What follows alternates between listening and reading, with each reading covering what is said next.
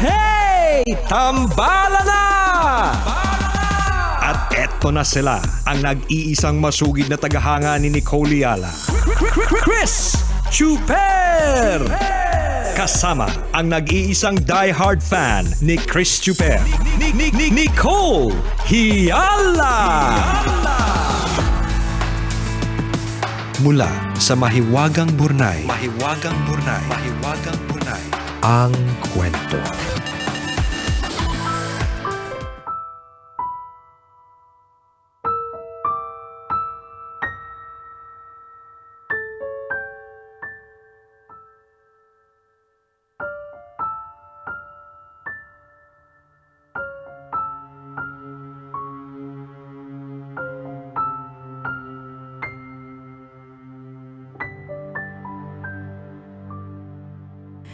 Dear Nicole and Chris,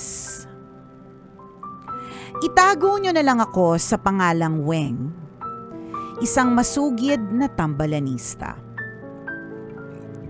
Sumulat ako para ibahagi ang malatelenovela kong buhay.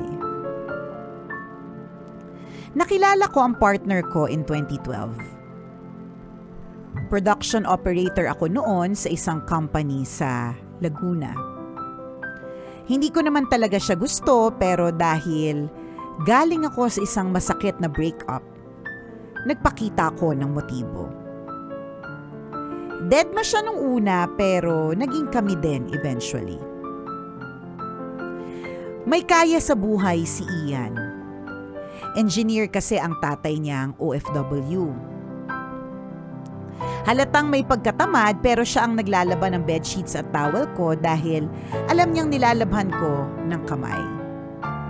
Kahit malayo yung bahay nila sa amin, dumadalaw siya at laging may sorpresa tuwing okasyon. Kaya lang, ayaw sa akin ng nanay niya. Nang malaman niya na ipinaglalaba ako ng anak niya, tinext ako. Ang kapal daw ng mukha ko. Kung libre daw ang serbisyo ng anak niya, yung kuryente, sabon at tubig daw ay hindi. Nung bumagsak din si Ian sa medical ng opisinang pagtatrabahuhan niya sana dahil may TB siya, ako ang sinisi. Baka daw nahawaan ko dahil may scar ako sa lungs. Dahil hindi niya kami mapaghiwalay, pinatira na ako ng nanay ni Ian sa kanila. Dito naranasan ko ang mas matinding kalbaryo. Palagi akong pinagdadabuga ng nanay niya. Namamasyal at kumakain sila sa labas pero hindi ako kasama. Tuwing magdadala kami ng pasalubong, wag na daw kasi hindi naman daw niya gusto. Wag na din daw kaming magbigay ng kahit magkano dahil sobra-sobra naman daw ang kita nila. Dahil dito nakaipon kami ng kaunti. Nang makaipon naman kami, parinig ng parinig. Bawasan naman daw ang ipon namin at libre sila dahil baka ngat-ngatin lang daw ng daga. Hindi naman daw madamot ang anak niya dati pero natutong magdamot. Nakukuha ng nung nanay niya yung inis ko partner. Yung hindi naman mainit ang ulo ko ngayon pero nakuha niya yung inis ko. Nako. Alam mo yung may mental note ako to self na hindi ako magiging gantong in-law. Alam mo yun? Na-absorb mo na agad. Correct, kuha mo ate, kuha mo nanay irata ko. Anyway, sa sobrang stress, umalis kami sa kanila at nangupahan. Pero dahil hindi nare-regular sa trabaho at tamad mag-apply, hirap kami sa pera. Parang wala namang mangyayari sa buhay namin in the long run kaya umuwi ako sa nanay ko. Nag-aral ulit ako. Sinabayan ko pa ng online selling. Lumuluwas ako ng Manila from Bicol para mamili ng mga paninda. On the other hand, nagkaroon naman ng regular na trabaho ang partner ko at niligawan ako ulit. Nagkabalikan kami. Nabalitaan ko na yung hipag ko na laging nakataas ang kilay sa akin dati, hiwalay na sa asawa. Yung nanay niya, bedridden na matapos ma-stroke. Unti-unting naubos yung retirement money na nakuha ng tatay niya kasi hindi naman sila nagnegosyo. Naibenta na din yung bahay nila. Binigyan kami ng tatay niya ng 150,000 para sa kasal. Hindi namin ginamit para sa bonggang wedding. Bagkus nagtayo kami ng tindahan at pinaikot namin yung pera sa ibang negosyo. Sa ngayon nakakaipon na kami. Nakatira kami sa bahay ng partner ko. Ako na ang nagbabayad ng bills at mga gamot ng biyenan kong babae. Napatawad ko na siya sa hindi magandang pagtrato niya sa akin dati. Bilog talaga ang mundo, mga kapwa tambalanista. Kung dapang-dapa ka, huwag kang mawawala ng pag-asa. Kung nasa itaas ka naman, maging mabuti sa kapwa. Salamat sa pagbasa ng sulat ko, Tambalan. Pangarap kong makasal. Baka naman, may pasingsing pa dyan. Ang inyong tambalanista, Weng.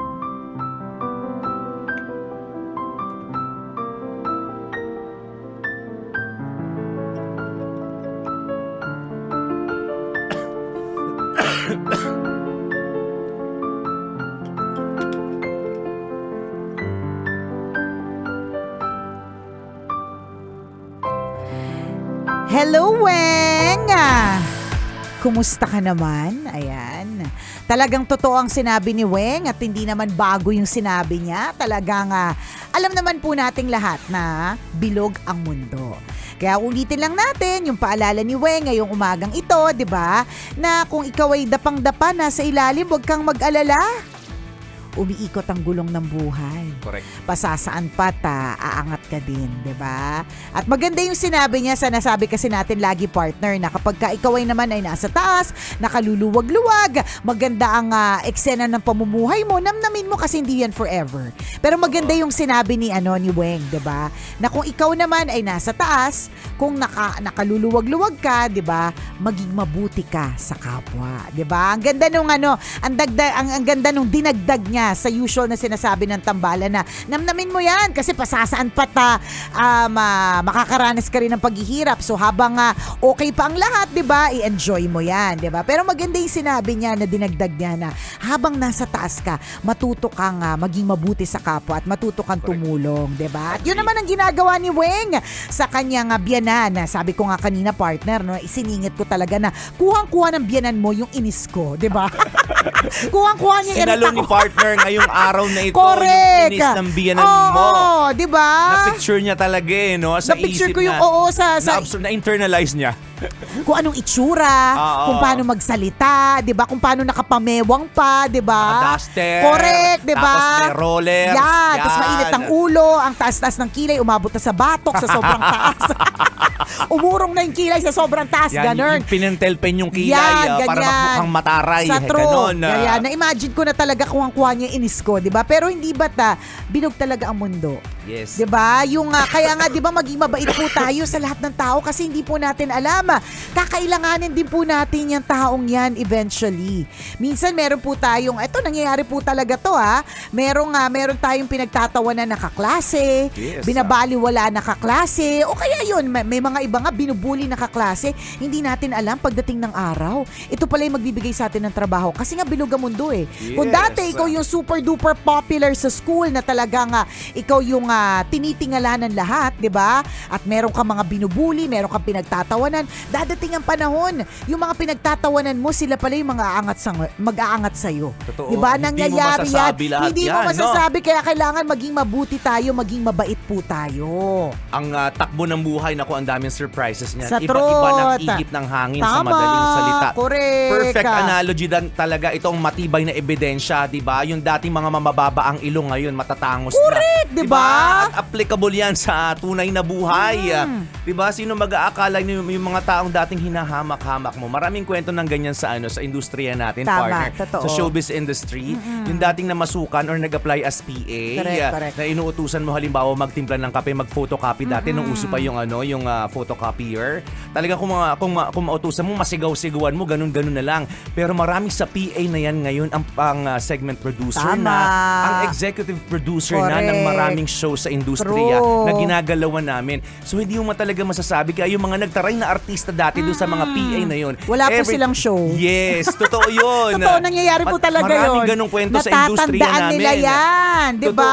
Totoo. Naaalala nila kung paano sila trinato, kung kailan sila pinakamababa. Correct, At alam mo, partner, malalaman mo talaga ang tunay na ugali ng isang tao kapag kung paano siya mag-treat ng taong mas mababa yung kunyari antas ng pamumuhay, 'di ba? O kaya yung pinag-aralan, 'di ba? Yung mga Yes, ganon. Kaya nga totoo yun. kapag nakakakita po tayo ng mga trending na videos ng mga nakasakay sa mga mamahaling mga sasakyan, tas may mga inaaway na guard, may mga inaaway na janitor, ganyan. Yes. Mababasa mo talaga sa comment section na hindi mo talaga mabibili ang kagandahang asal. 'Di ba? Agree. Mayaman sila pero 'di ba pero hindi mo mabibili ang class, 'di ba? Mayaman sila, mapagmataas sila pero hindi mo mabibili talaga yung kabaitan at kabutihang loob, 'di ba? Kaya 'yun, malalaman mo talaga ang tunay na asal ng isang tao kung paano siya makitungo dun sa mga taong mas mababa yung, kasi aminin na natin, iba-iba talaga. Kaya sabi mo nga, partner, meron talagang super duper artista at meron ding PA.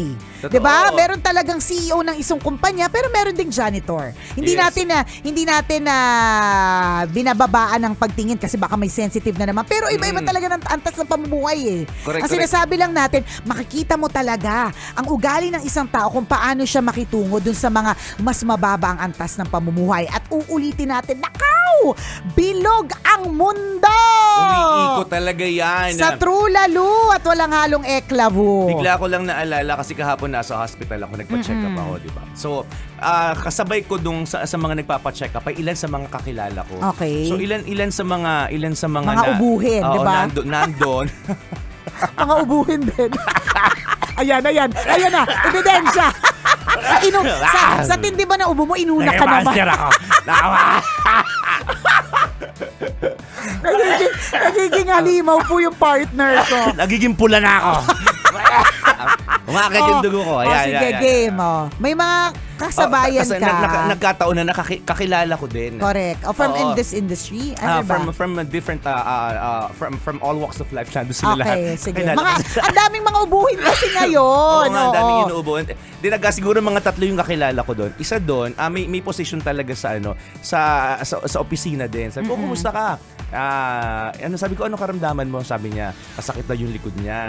Ganyan tipo. So pumasok siya ng clinic na, alam mo, may alalay talaga. Oo. Kasi masakit yung likod niya. Parang batchmates nga lang kami. Iika-ika. Pero yung taong yun kasi, ang feedback sa kanya, masama ugali sa opisina. Splok ko na. Ayan, inuubo na. Karma na yung nagchichismis. Tapos yung isa doon, yung kakilala ko, kasamahan ko dati, mga mag-iinom yan eh. Mga mag-iinom. Tas nung nagkita kami doon, sabi ko, ba't nangihina ka? Sabi niya, parang may ano. Kaya pa ba today itawid yung kwento, partner? Matapos to. Go. Tubig. Yun, Alcohol. Alak. Red Bulls. So, in other words, ang tawag sa amin, lugoy. Lugoy. Meaning? Mahina. Okay. Mahina. Alam mo yung, as in, yung galaw ng katawan niya, very minimal lang kasi may karamdaman, in other words. So, doon ako bigla nagkaroon ng realization. Nung malalakas tayo, iba-iba tayo eh. Ikaw power tripper ka eh. Oo. Diba? Ang asaman ugali mo sa opisina mo, kilala kang ganon. Correct. Tapos ikaw Mayabang naman, ka. sa inuman, walwal ka talaga. Sigla-sigla mo eh. Diba? Wala parang ang atay mo ang laki-laki, 'di ba? Yes, Hindi yan yes. liliit kahit kailan. Oo. Bida-bida ka lagi sa inuman, nakaya ko pa, 2 bote pa tayo, ubusin ko lahat yan kahit magsuka pa. Ganon. Pero umiikot ang mundo. Sino mag-aakala na parang man-neutralize tayo Correct. lahat pagdating ng pagkakataon na may sakit tayo pare-pareho. Diba? Ang sakit talaga at ang kalamidad is the greatest neutralizer. Yes. Yung pandemic, it was a great neutralizer. Yes. In the end, 'di ba? Sabay-sabay tayo. Ano man ang estado mo sa buhay, lahat tayo nagkakasakit. Correct. Oo, 'di ba? Pakayabang-yabang mo man, ang dami-dami mo man pera, in the end, 'di ba? Yes. Iika-ika ka din. Totoo yun, na parang ang lungkot-lungkot Diba? nga nung senaryo na doon lahat kami sa ER nakaupo. Correct. kami Kanya-kanya ng storya, no? Yes, totoo. Oo. Siyempre, kakwentuhan mo habang naghihintay ka ng turn mo para for check-up, for example. So doon mo talaga makikita, hindi mo masasabing lagi ka nasa taas. Tama. Hindi mo talaga Masasabing masasabi. lagi kang malakas. Pag nagkasakit ka na, yung ego mo ibababa ibababa mo eh. Correct. Di ba? Totoo. Kapag nagkasakit ka, yung bida-bida mo sa inuman, itutupi ng katawan mo yan. Tama, 'di ba? Dadating din ang panahon titigil ka din. Yes. 'Di ba? At doon ka magpi-please sa isang tao na parang gamutin niyo po ako. Correct. May karamdaman po ako. Diba? Baliwala yung position mo, yung pagmamataas mo dati, yung pagiging power tripper mo sa mga empleyado mo kapag nagkasakit ka na, 'di ba? Tama. Kasi nababago nga ang takbo ng panahon. And alam mo partner, isa din nga pagpapaalala dito sa ating lahat, 'di ba, no? Na yung virtue of humility, Yes. yung pagiging humble at yung always nating tatandaan na hindi lang tayo ang may control ng buhay natin. Mas merong greater force na nagko-control ng buhay natin, which is God. 'Di ba? Baka dun sa mga moment ang ganda-ganda, ang saya-saya ng buhay mo, nakalimot ka kasi. Yes. Yan, 'di ba? Palibasa, ang Totoo daling yun. makalimot sa Diyos kapag ang saya natin. 'Di ba? Pero hindi ba't kapag may sakit tayo, nanghihina tayo, broken hearted, may problema, may issue, may challenge, hindi ba't doon natin natututunang manikluhod? Yes. Natututunan na kailangan ko pala magdasal, magpakababa at Totoo. i-acknowledge, 'di ba, na hindi ko kaya ang lahat. 'Di ba, na importante na maging humble, 'di ba? Totoo yun. Ganon. Yan yung mga tinuturo ni Weng mula sa kwento na Mahiwagang Burnay. Actually, yung isa pang Weng na akala ni Johnson sinulat ni Weng Palo. Hindi to si Weng Palo 'Di ba? Si Weng Palo nag-message din ngayon. Sabi niya, totoo ang bilog ang mundo. Relate Totoo din yun. siya. Syempre, shout out natin siya, partner, kasi madami siyang madalang pagkain para sa atin ngayon. Wow! Syempre, ito, grabe, parang month-long ang celebration ng 5th Princess, anniversary ng Princess and Ronron Furniture. O, di ba? Yung upuan na inuupuan namin na yun Correct, ngayon ay courtesy of Princess and Ronron Furniture. O, di ba? Hello kay Weng and kay Jansen na nakatutok sa atin. Shoutout ko din, partner, kasi nakatutok din sa tambalan natin si Mayor Lyndon Masika at Bruce ng Laurel, Batangas, at si Kapitan Brandon Bruce ng Barangay Berinayan. Ayan, nakatutok sa atin sa Love Radio. So, nagbigay Diba? na ng upuan si Weng.